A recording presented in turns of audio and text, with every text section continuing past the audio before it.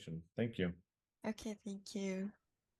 Um, okay, thank you for your introduction, Mr. Biggs. Today, I wanna introduce you about my research.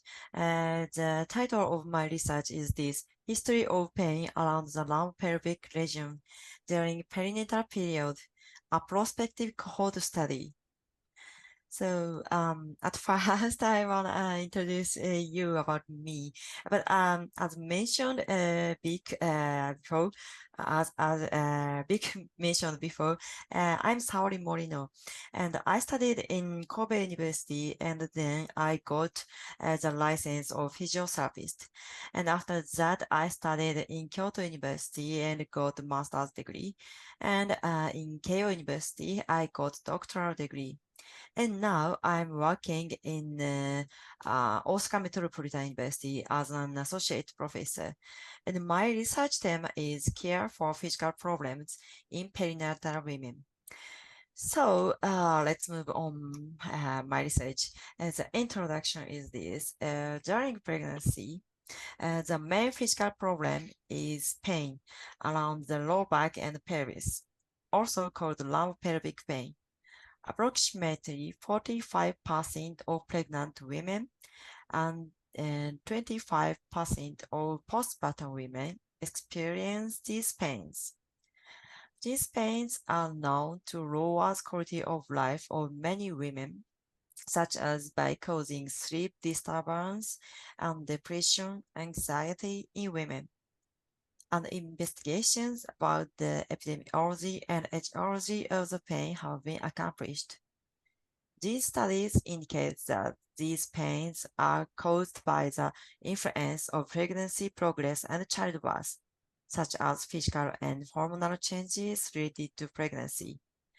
During pregnancy and after childbirth, various changes occur in the female body. These types of pain, such as low back pain and pelvic girdle pain, should be distinguished from each other because their cause and management methods differ. Since each symptom is associated with the physical and hormonal changes caused by pregnancy and childbirth, the situation of each type of pain differs, depending on the cause. If we know the characteristics of each occurrence and the transition of each type of pain, it would be easier to deal with them. However, there seem to be few studies that have longitudinally investigated the change in the incidence and severity of pains. Thus, the tendency of these pains, such as change over time in their incidence and severity, is not clear, and it is difficult to prepare for their onset. And it is believed that these pains occurring during the perinatal period will follow a different outbreak transition. Information on the history of these changes during pregnancy and after childbirth is very useful to understand their occurrence throughout the perinatal period and create an index for accurate medical advice for women. However, it is unclear when and how some change may occur. Therefore, this longitudinal study aimed to investigate and compare the change in the occurrence and pain intensity in the lower back and pelvis during pregnancy and after childbirth. This is materials and methods. The participant is, of course, pregnant women. Pregnant women were recruited at the obstetrics and gynecology clinics in Aichi Prefecture, Japan. The inclusion criteria were less than 12 weeks of pregnancy and not multi-fetus pregnancies. A total of 275 women were observed 6 times at the time of the health checkup for pregnant women in Japan.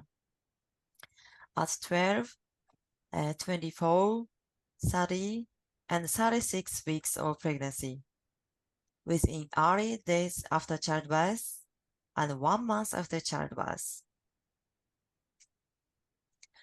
The assessment of pain around the lumbar pelvic region was conducted by using this picture. And also, the severity of each pain was assessed using the numerical rating scale, NRS. In statistical analysis, descriptive statistics were conducted using the answer whether they felt pain or not to determine the change in prevalence of pain. And descriptive statistics by using the average NRS, limiting the scope of the investigation to women with pain, were conducted to determine the change in the severity of pain. And one-way analysis of variance, one-way ANOVA, was performed to determine the severity of each type of pain and determine any significant difference in the measurements over time.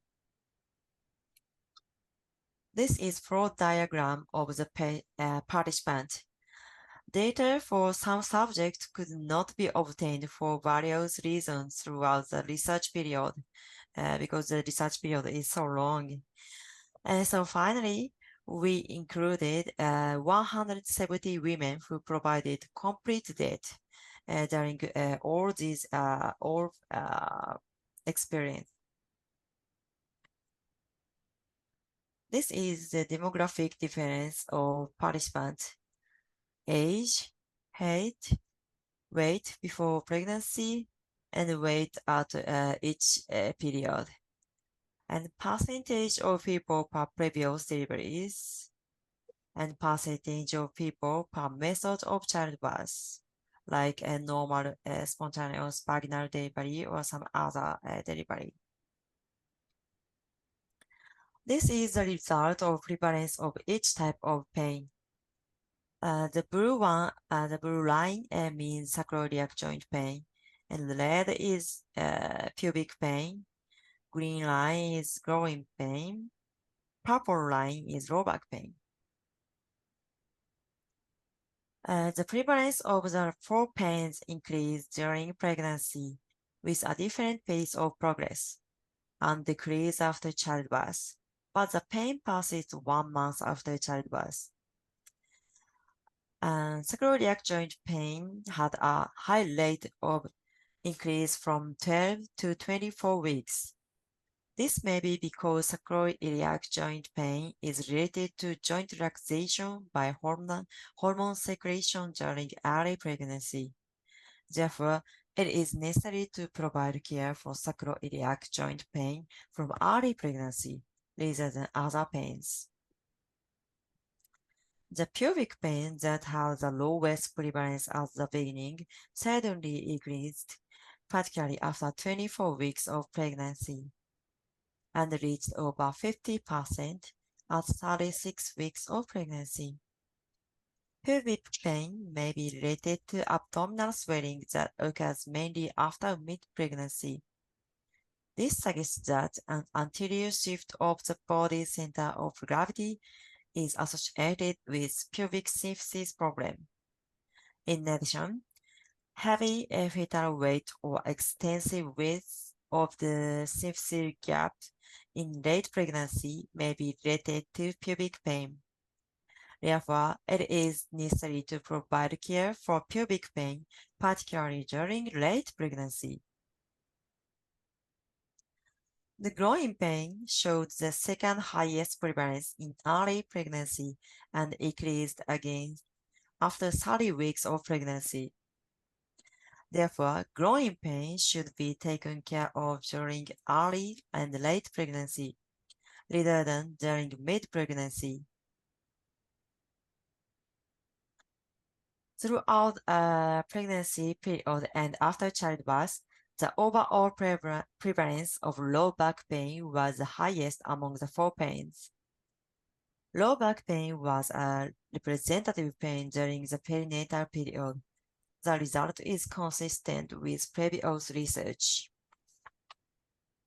In addition, The results suggest that the prevalence of the four pains increases during pregnancy with a different pace of progress and decrease after childbirth, but the pain persists even 1 month after childbirth. This is the result of severity of each type of pain. The severity of sacroiliac joint pain was the most significant. The severity of sacroiliac joint pain was highest during early pregnancy and continued to be high throughout the pregnancy. Sacroiliac joint pain during pregnancy is likely severe in most cases.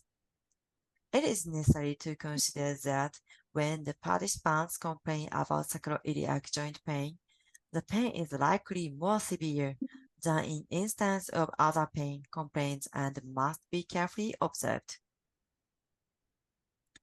The severity of growing pain was the second lowest among the four pains at 12 weeks of pregnancy, but it increased sharply and was the highest in the early days after childbirth. Similarly, the severity of pubic pain was low at 12 weeks of pregnancy. However, it sharply increased in the early days after childbirth. It can be deduced that these pains are affected by vaginal delivery, particularly by pubic symphysis widening at the time of vaginal delivery. And this is moreover, Pearson's correlation analysis was performed using the respective NRS values for all pains at all time at all periods. And as a result, moderate positive correlation are observed between pubic pain and growing pain at 24 and 36 weeks of pregnancy. So the result indicates that these two symptoms might have in correlation that likely wasn't both pains because of the proximal locations of the pubic and growing areas. And this is the result of a one-way ANOVA. According to the one-way ANOVA, a significant change in the severity of growing pain and pubic pain was observed during pregnancy and after childbirth. For example, growing pain in the early days after pregnancy was significantly higher than that at 12, 24, and 30 weeks of pregnancy. So therefore, the complaint of pubic pain and growing pain must be monitored closely and carefully, especially immediately after childbirth. Regarding low back pain, the change in severity was smaller than any other pain during the investigation period. The severity slightly increased from 12 weeks of pregnancy to the early days after childbirth, and slightly decreased at 1 month after childbirth. The difference in progress over time is minimal. However, consistent care throughout the perinatal period is necessary for low back pain. Furthermore, 1 month after childbirth, the prevalence of all the pains decreased to approximately the same level as during early pregnancy. But the severity of pain remained higher than that at 12 weeks of pregnancy, except for sacroiliac pain. Therefore, after childbirth, the number of women who complained pain decreased. However, women are likely to experience severe pain and thus require intensive care.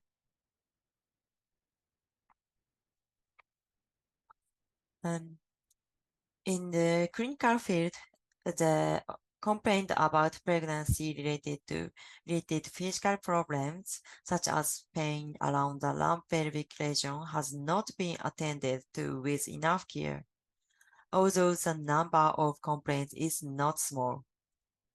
A plausible reason for this situation is that treatment via medication or surgery should be avoided during pregnancy, given the potential adverse effects on the mother and the fetus.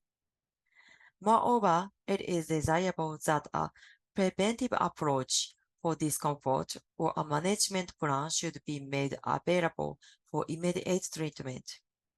Specifically, if the situation related to the onset of symptoms is known in advance, the women may be given instructions to increase the flexibility of the relevant body parts, strengthen muscle strength, modify daily activities, and/or use assistive device, and management plans such as lowering activity levels can also be used. For these advanced preparations, a database about when each type of pain occurs and when certain symptoms could become a serious condition is required. Based on the information of the current study, medical staff could advise pregnant women about the timing and pattern of these pains. In addition, they could make a management plan and decide the correct approach for perinatal women. This is conclusions. In this study, investigated the history of pain around the lumbo-pelvic region while focusing on its prevalence and severity through a longitudinal investigation from pregnancy to after childbirth. Based on the result, it was observed that some change in pain are continuously generated during pregnancy and after childbirth. In addition, the characteristic trends of each type of pain were observed. This study was conducted to create an epidemiological database of lumbopelvic pain during and after pregnancy. This result could assist in the careful management of the timing of pregnancy and childbirth.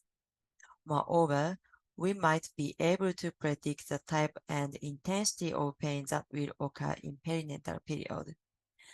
And this is the first study to show a change in the pain occurring in women during the perinatal period, and the result could prove to be helpful for women and healthcare workers concerned with the perinatal period. So that's all. This is the article information. So if you want to read more about my research, please check this article. So thank you for your attention.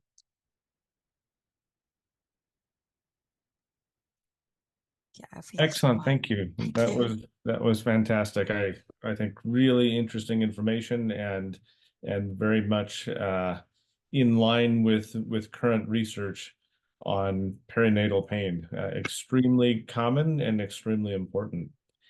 I think we can take a couple of minutes now for questions for our first two speakers, and then.